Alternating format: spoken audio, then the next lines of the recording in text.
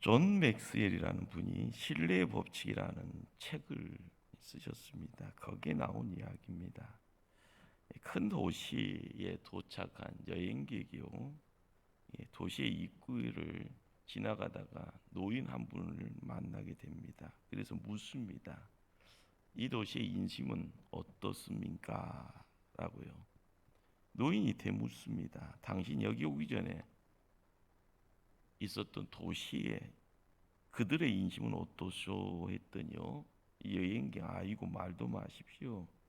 천박하다가 그리고 믿을 놈 하나도 없었고 되는 것도 항상 사고에 최악이었습니다. 이렇게 대답합니다. 이 노인께서 뭐라고 이야기하는가 하면요, 그렇다면 여기 사람들도 똑같을게요라고 대답합니다. 시간이 좀 지나고 나서요, 또 다른 여행객이요 그 도시를 방문합니다. 그리고 우연찮게 이 노인에게도 똑같은 질문을 또 다시 합니다. 노인이 이번에도 역시 여행자에게 당신 이전에 갔던 도시는 어땠소? 라고 묻습니다. 정말 좋았습니다.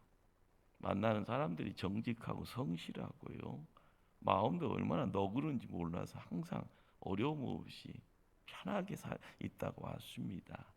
그곳 떠나기가 참 힘들었습니다. 라고요. 그랬더니 이 노인이 대답합니다. 아마 여기도 그럴 겁니다. 라고요.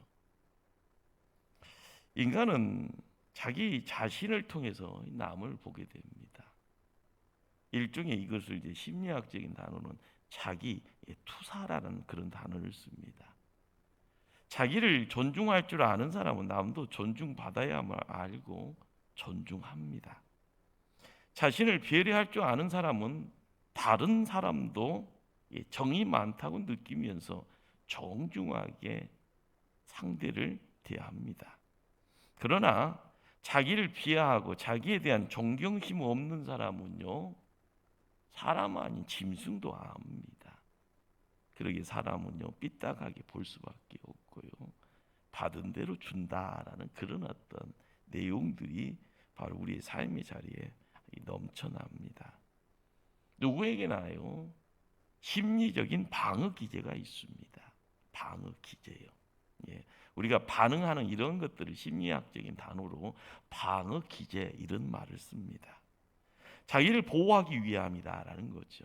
누가 때리면요, 나도 피하든지 주먹으로 상대를 하든지요. 그렇게 세상을 늘 이렇게 투사하고 삽니다. 나의 내면 세계가 바깥 세계로 드러나는 거죠. 안 건들면은요 괜찮은데요, 환경적인 것들, 사람의 소리를 통하여서도, 눈에 보여지는 것을 통하여서도 이런 것이 요동되어져 밖으로 흘러나가는 겁니다. 이것이 의식적이든 무의식적이든요, 내 잘못을 타인의 잘못으로 떠넘기고 싶어하는 그런 어떤 심리적인 상태, 그런 현상, 이것들이요 나를 통하여서 자연스럽게 나타나는 겁니다. 시대적인 어떤 비판 정신이라는 것 멋진 겁니다. 제가 80년대 대학생활 할 때요, 아주 그냥 넘쳤죠. 대학생들이 정권을 향하여서요, 독재라는 이름 가지고요 나가서 체류탄 던지고, 누구나 침묵했던 그 자리에 거기에 두려워하지 않고요, 뭐 하염병까지 전쟁터처럼요. 요즘 이제 미얀마에서 들려오는 이야기 앞에 많은 사람들이 걱정하고 기도합니다. 강주 사태의 어떤 또 다른 어떤 반복에 무수한 사람들이 죽어나가는 모습들, 그런 소식들 앞에요, 아닌 것은 아닌 거죠.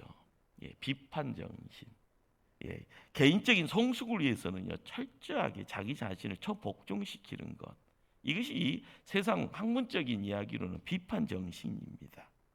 역사의 발전이다라는 것은요, 이러한 단계를 밟고 올라갈 때 헤겔이라는 철학자는 정반합이다라는 이런 어떤 현상적인 모습을 가지고 나타나는 세상, 그 세상이 더 나은 세상이라고 이야기를 하죠. 기독교도요, 이런 어떤 비판 정신의 기초하고 있습니다. 아닌 것은 아닌 겁니다. 그러기에 부패하고 타락한 세상이요, 우리의 주변에 있으면 안 된다고 이야기하고요. 교회가 부패하고 타락하면 더더욱 안 된다고 이야기를 합니다. 그러기에 16세기에 종교개혁이라는 내용이요, 가톨릭이 잘못됐다라는 그 이야기죠. 르네상스라는 17세기의 반응은요, 하나님이 잘못됐소라고 이야기하면서요, 사람이 있는데 우리도 뭐 좀 해볼 수 있는데라고 이야기되어지는 내용들이 그런 어떤 반응들이었습니다. 우리는 내 안에 있는 신앙, 내가 믿는 하나님, 그 하나님을 통하여서요 보여지는 것, 들려지는 것 앞에 아닌 건 아니다라고 이야기할 수 있는, 그래서 한 자리에 머물 수가 없습니다. 끊임없이 변화해야 되죠. 그래서 개혁이라는 단어가 프로테스탄트 개신교 안에서는 기본적으로 함께 합니다. 우리가 교회를요 오고 갈 때마다요 그냥 다람쥐 쳇바퀴씩 갔다 갔다 하는 것은요 좋은 것 아닙니다. 항상 내 안에 있는 하나님, 그분이 음성 듣고 그분의 가르침 앞에 그분이 나에게 맡긴 사명이 무언가라는 것, 그걸 깨닫고 움직여가는 것, 그것이 필요하죠. 그러나 이러한 비판 정신이라는 내용들이 비난과 냉소로 흘러버리면요 결코 멋진 세상 만들 수 없습니다. 추하고 천박한다라는 이야기들이요. 그러다 보니까 정치에 대한 손가락질을 끊임없이 합니다.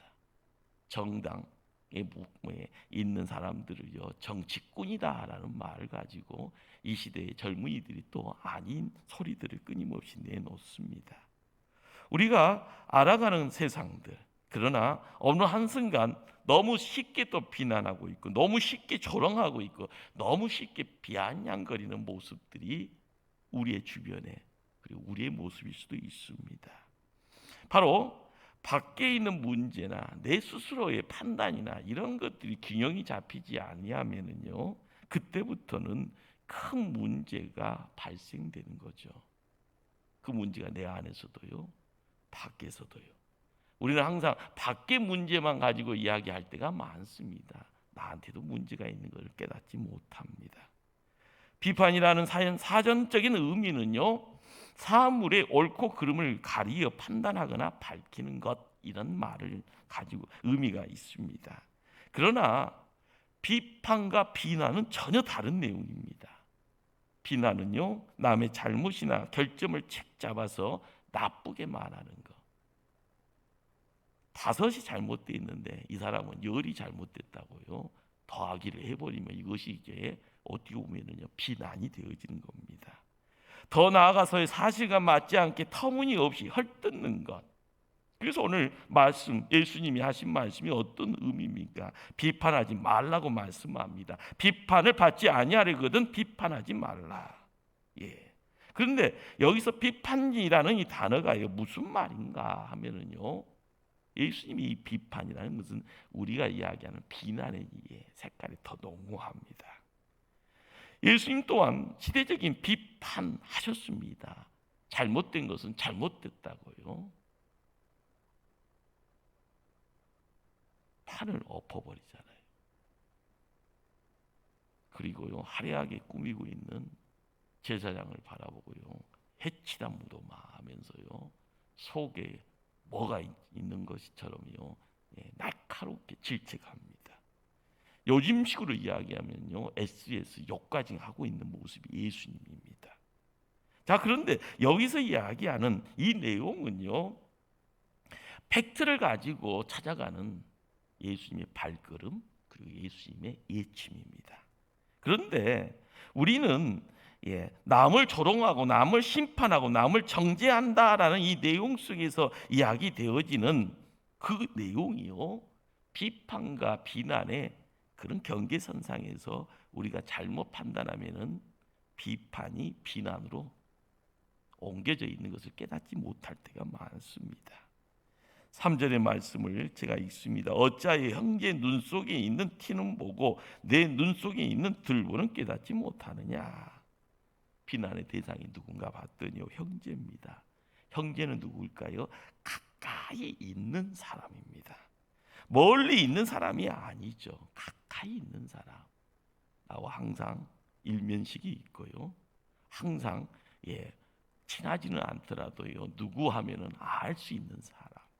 그리고요, 가만히 있어도요, 소식이 들려와서 누구네는 누구 뭔 일을 하는구나, 무슨 일이 그 집에 있구나 하는 그런 어떤 멀지도 않고 너무 또 가깝지도 않는, 그러면서 이야기되어지는 어떤 거리적인 내용들을 가지고 있는 대상들이 형제 안에 들어와 있습니다. 그러다 보니까 매일 봅니다. 내 옆에 있고요. 그 사람이 혈육일 수도 있고요. 그렇지만 교회 안에서는 믿음의 동역자, 친구일 수도 있습니다. 항상 대화를 나눌 수 있는 그런 어떤 지인일 수도 있고 동료일 수도 있습니다. 그런데 그렇게 가까운 사람이요, 형제처럼 보이지 않는다, 소중하게 느껴지지 않는다, 친밀하게요, 관계가요, 가깝지 않는다. 왜 그럴까요? 예수님 그 모습을 보시고 경고하는 거죠. 보라, 내 눈 속에 있는 들보는 있는데 어찌하여 형제에게 말하기를 나로 내 눈 속에 있는 티를 빼게 하겠느냐. 들보는요, 기둥입니다. 대들보를 말합니다. 그런데 티는요, 아주 작은 먼지죠. 잡을 수도 없는 먼지입니다. 엄청난 대조입니다. 예수님의 이 말씀은요, 요즘식으로 얘기하면 똥 묻은 개가 겨 묻는 개 나무를 한다라는 그런 우리가 알고 있는 속담이 생각나는 그런 어떤 느낌입니다.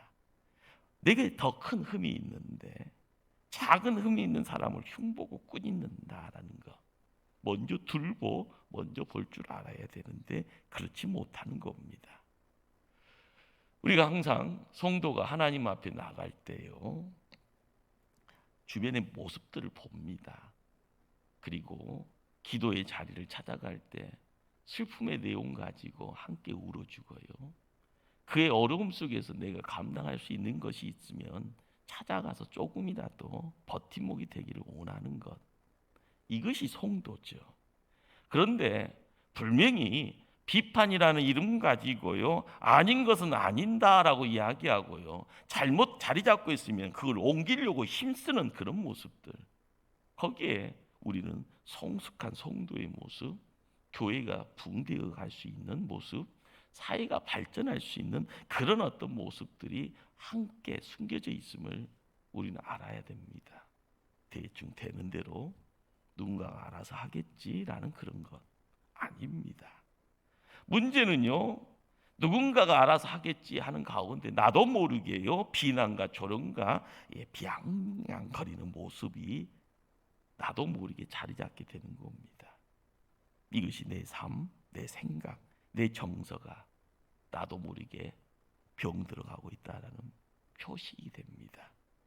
부정적인 자아상이 만들어지면서요, 내가 사람이 아닌 괴물 되어져 있는가라는 그런 느낌까지 순간적으로 찾아올 수 있는 겁니다. 내 말과 행동, 스스로 책임지려는 생각은 사라지고요, 끊임없이 누군가를 탓하고요, 남에게 책임을 전가시키려는 냉소적인 생각이 마음속에 가득 차 있게 되어져 있다라는 뜻이 되기도 합니다. 내 부족함을 보지 못하고 남의 약점을 들춰내는데 열을 내고 있는 모습, 이 시대의 자아상입니다. 내가 올라가기 위해서 누군가를 밟아야 된다라는 것, 누군가를요 끄집어 당겨야 된다라는 것. 그래서 수당 방법은 다 가르지 않겠다라는 그런 어떤 정치판의 선거의 모습이요, 그렇습니다. 가까운 부산, 그리고 서울 시장 선거를 보면서요, 사람들이 다 속으로 웃는 것이 그거죠. 지들 잘났다, 그러면 너나 잘하세요라는 그런 어떤 자조 섞인 비양거리는 소리들이요, 내 아래서도 울려 퍼지고요, 누군가의 소리를 듣고 있는 바로 우리가 바로 그런 모습입니다. 얼마나 안타깝고 슬픈지 모르겠습니다. 왜 이렇게 됐을까요? 우리의 마음이 너무너무 시베리아처럼 냉기가 차고 넘치기 때문에 그런 겁니다. 차가운 정도가 아니라요, 아주 잔인할 정도로 사람이 아닌 짐승되어져가는 그런 모습입니다. 우리의 정서가 점점 파괴됩니다. 상처가 피를 흘리고 있기 때문에요, 감정이 무뎌지고요, 감정에 상처가 났기 때문에 더 어려워져가는 그런 모습들. 삶의 긍정적인 에너지를요 매일매일 채워야 되는데 항상 있는 곳마다 뭔가에서 빼앗기는 그런 느낌들입니다. 내 마음에 사랑이라는 단어가 점점 사라져버리고요, 사랑의 따뜻함과 포근함의 내용들이 나에게서는 모습을 감춰지고 있다라는 것, 사랑해야 될 사람을 험담하고요, 비난하고요, 조롱하고 있는 것, 내 마음에 지금 사랑이 사라지고 있다라는 증거가 됩니다. 부모된 입장에서 항상 자녀들은요 세상에서 최고입니다. 그런데 시간 지나다 보면은요, 초등학생 좀만 지나면 중학생 되면은요 항상 사고 칩니다. 그러면서도 희망 버리지 않습니다. 고등학생 되면은요, 이 아들이 부모의 기대치, 그래 서울대는 아니더라도 서울에 있는 대학교, 다 서울에 있는 대학교도 서울대라 가는데 그래 내가 믿는다. 그러다 보면요 수도권만 가라 이런 생각합니다. 그런데 여지없이요 기대치가 깨지면은 사랑하는 아들이 사랑하는 딸의 N수가 됩니다. 어떻게 됩니까?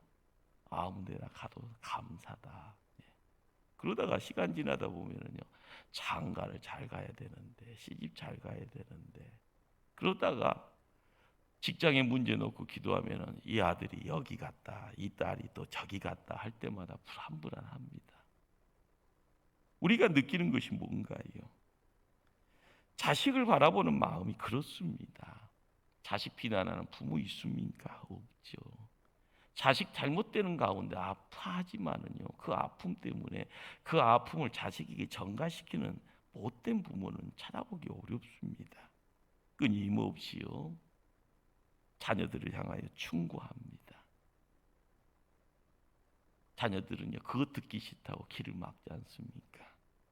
그렇지만 끊임없이요 눈물 흘리고요 기도하고요 만날 때마다 용기 주기 위해서 뭔가를 하고 있는 것, 바로 이것이 진정한 사랑의 모형이고요, 우리는 그 사랑을 알고 가는 사람들입니다. 그런데 시간이 지나다 보면은요 항상 부모와 자식 관계에서는요 잘 알고 있는 것이 만나지는 사람 앞에서는요 그것을 다 깨버립니다. 상대방의 실패와 잘못이요 나에게는 큰 호기가 됩니다. 이걸 어디서 소문내야 될까? 어디서 오징어 씹듯이요 막 잘근잘근 씹어야 될까? 아닙니다. 항상 그러다 보면은요 누군가가 나를 비난의 대상으로 또한 갖게 된다라는 것, 돌고 도는 겁니다. 모든 인간관계가 거기서 단절되죠. 예수님 뭐라고 말씀합니까? 5절 말씀을 찾아갑니다. 예식하는 자여 먼저 내 눈 속에서 들보를 빼어라. 그 후에야 밝히 보고 형제의 눈 속에서 티를 빼리라. 예식하는 자라는 것은요 형식에 갇혀 있는 자입니다. 누구나 옷 입고 다니는 건 당연하죠. 옷 안 입고 다니면은요 잡아갑니다. 그런데 옷이라는 것을요 명품이다, 짝퉁이다, 시장통이다 이렇게요 값어치에 대한 것을요 나도 알고 너도 아는, 그렇지만 그걸 감추려고 하죠. 어느 시점에서 뭐 해야 된다는 거 다 압니다. 그런데 형식에 갇혀져 있다 보면은요 내용이 사라져 버리면은 그건 항상 가식입니다. 나이 들면 들수록 형식에 갇힙니다. 나이 들면 들수록요 요란합니다. 빈 깡통처럼요. 채워야 될 것이 없어져 버리니까요 조그만 것이 큰 소리를 냅니다. 우리 예수님 지적하죠. 스스로를 드러다지 못하고 모든 것을 남에게 전가하는 사람들, 그런 사람들이 예식하는 자입니다. 예수님 이런 사람들에 대해 말씀합니다. 밝히 봐야 한다고요. 밝은 눈으로 세상을 볼 줄 알아야 되고요. 눈이 깨끗하면 온몸이 깨끗하고 눈이 밝으면 온몸이 밝다고 하십니다. 올바르게 보고 명확하게 깨달을 수 있어야 합니다. 그럴수록 그것이 축복이라는 것, 그것을 알게 될 겁니다. 세상 것을 가지고요 덕지덕지 겉만 치장하는 것은요 그것이 애식입니다. 남이 나를 인정해 주겠거니 하는 가운데요 겉만 치장하는 것, 그것은 사기입니다. 우리가 알아가야 될 것은요 애식이 아니라 속이 차야 되는 거죠. 말씀 속에서 예수 사랑을 알았으면 그 사랑이 내 안에 조금이라도 자리 잡을 수 있도록 무릎으로요 눈물로요 사랑을 가지고요 남을 품고자 힘쓸 때 예수 제자된 모습이 우리를 통하여서 드러날 줄 압니다. 사소한 일에 필요 이상으로 감행 반응 보이는 것은 누구나 똑같습니다. 그러나 거기에 스스로가 제자리를 찾아오는 시간 따라서요 사람의 평가가 달라지는 겁니다. 큰 문제 앞에서도요 웃을 수 있는 사람, 대단한 사람이죠. 조그만 소식 앞에 세상 종말이 이루어진 것처럼요 내가 끝난 것처럼요 자불안성 요란요란 치면서요 전쟁 났다고요 방방 뜨는 거 속에 아무것도 없는 겁니다. 중요한 것은 예수 앞에 내가 나와서요 그 예수가 누구라는 것을 깨달았으면은요 그분의 백분질 천분질이라도 느끼기를 힘쓸 때 예수 제자가 되는 겁니다. 시기와 질투 누구나 갖고 있죠. 그러나 그것 때문에 자기를 망가뜨려서는 안 됩니다. 누구나 약점이 있습니다. 홍 목사 약점 얼마나 많습니까? 호주만 멀쩡하죠. 약점 많습니다. 오늘도 속에서 부글부글. 제가 지난 주간에 금요일인가요? 번아웃 때하고 팍 쓰러졌습니다. 4월 4일이라는 날짜를 바라보면서요. 한 5일간 온전 금식하고요. 지난 주간은 아침 금식한다고 하면서 하나님 앞에 매달리면 매달릴수록 때리는 것이 강합니다. 삶의 자리가 그런가 봅니다. 하나님이 하셔야지 사람이 할 수 없는 것이기에 부족한 것을 하나님께 맡기려고 노력하는 모습이요. 못난 사람도 목사인지라 그걸 깨닫기에 그렇게 옮겨갑니다. 그러나 넘어져요. 너무 쉽게 쓰러지고요. 너무 쉽게 끌려가고요. 우리가 깨달아야 될 것은요. 누구나 사람인지라 내 내면에 어둠은 있다라는 겁니다. 예수님이 베드로를 향하여 사단아 물러가라 할 때요. 나도 모르게 찾아 들어오는 그 어둠의 내용이 어둠의 힘의 내용이 되어져 나타나서 나를 지배하려고 하면은 그것이 사단이고 그것이 마귀입니다. 내 삶 속에서 모든 것을 뒤집어 버리려고요. 기존에 해왔던 모든 것들을 다 뒤엎어 버리려고요. 이제껏 시간 들여가며 눈물로요. 땀으로 세워갔던 하나님과의 관계성에서 드렸던 그 모든 것들을요. 한순간 무너지는 것은요. 내 힘으로도 할 수 없는 것. 그렇지만 누군가가 와서 건들면은요. 쉽게 허물어져 버리는 겁니다. 쌓는 것은요. 어렵지만 허무는 것은 너무 쉬운 것이 우리가 세상 살아가는 하나님과의 관계 그리고 세상적으로요. 이야기되어지는 명예나 학문의 자리나 우리가 끊임없이 이루기를 원하는 모든 인생길이 그러한 내용들을 갖고 있습니다.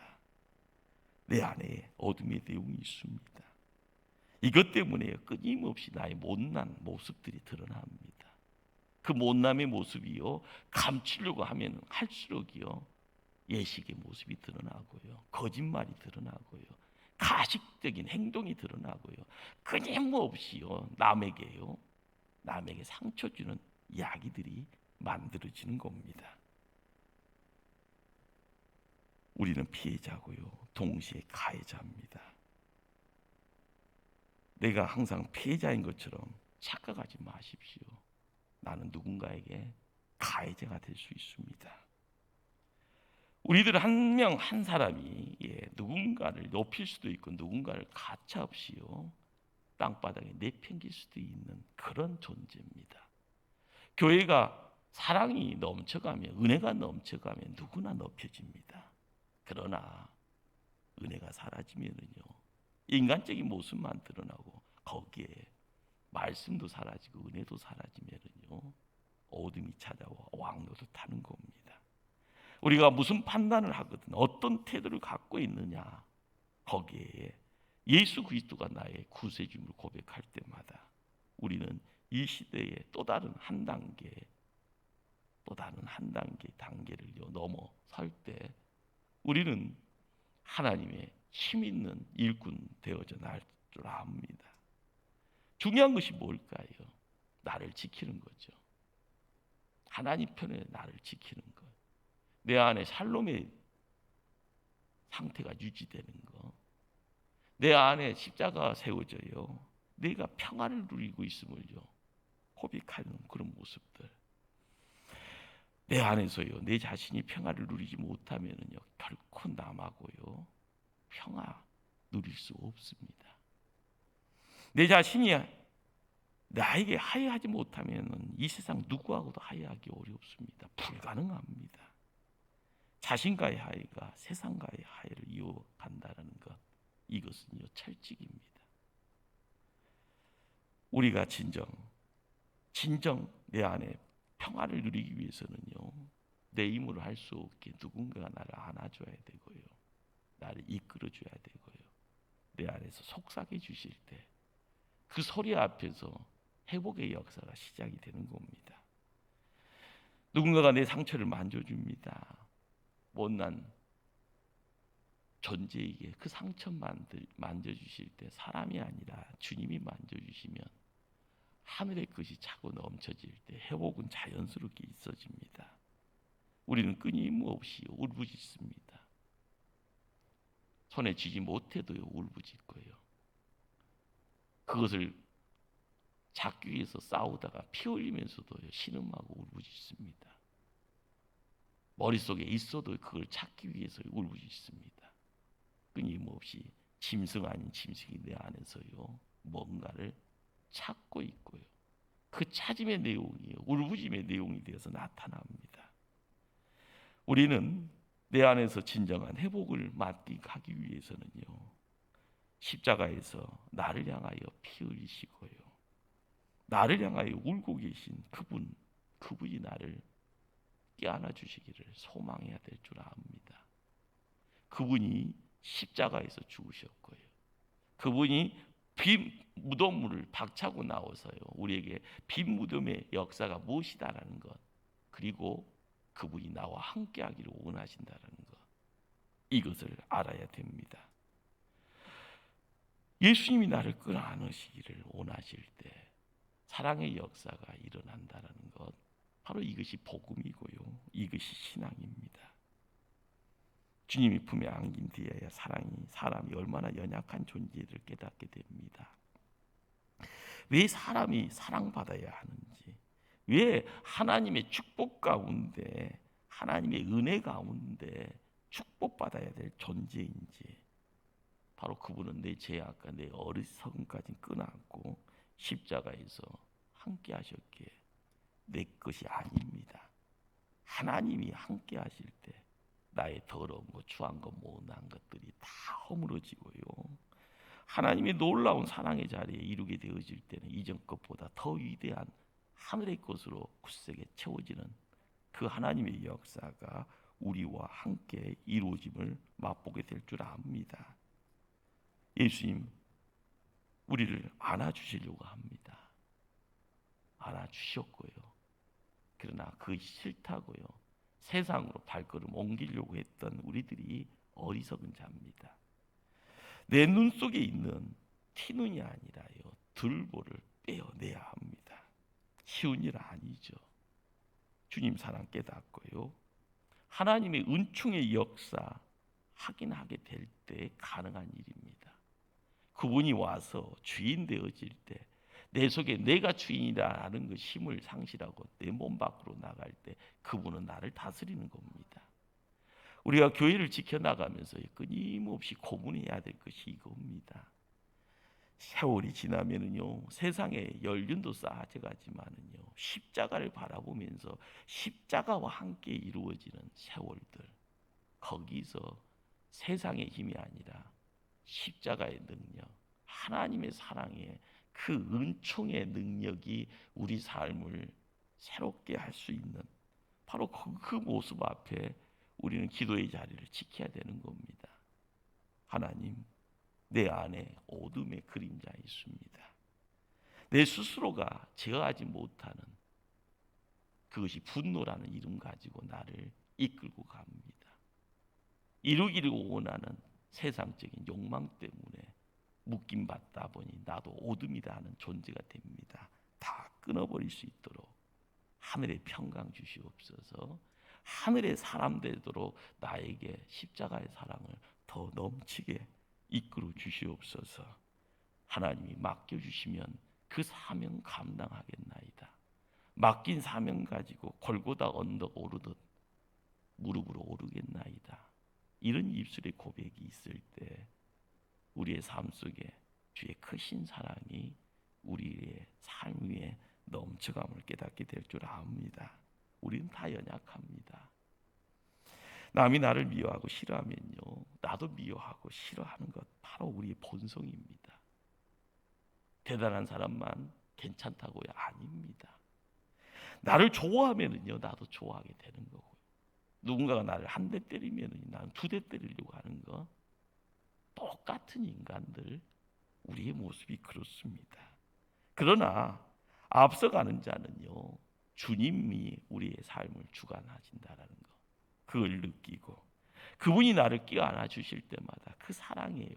감격하고 눈물을 흘리고 그 음성 듣기를 사모할 때마다 내 귓가에 하나님 맡기는 사명이 뭔지를 깨달을 때마다 불끈불끈 이렇게 세움받아 열심히 되며 땀을 흘려가며 앞만 보고 나가는 그런 종 되어질 때 우리는 새로운 삶을 드러내는 하나님의 신실한 일꾼, 하나님의 군대 되어져가는 모습이 바로 우리의 모습이 될 줄 압니다. 이 시간 세상 것 우리의 눈에 다 보입니다. 우리가 노력하지 아니하면은요, 놀라운 하나님의 사랑 느낄 수 없습니다. 내 눈, 하나님 영적인 눈이 되어져 열려지게 하시고 내 귀 세상 것에 너무 밝히 드러나는 것 닫고 하나님의 소리 듣는데 열심 낼 수 있도록 내 가슴이 너무너무 세상에 취해서 시베리아 강야 같습니다. 하나님의 따뜻한 온기 찾아갈 수 있도록 하나님께서 성령의 불을 허락해달라고 기도하는 아름다움의 모습들이 이 자리에 기도의 자리를 지키는 믿음의 성도들 위해 넘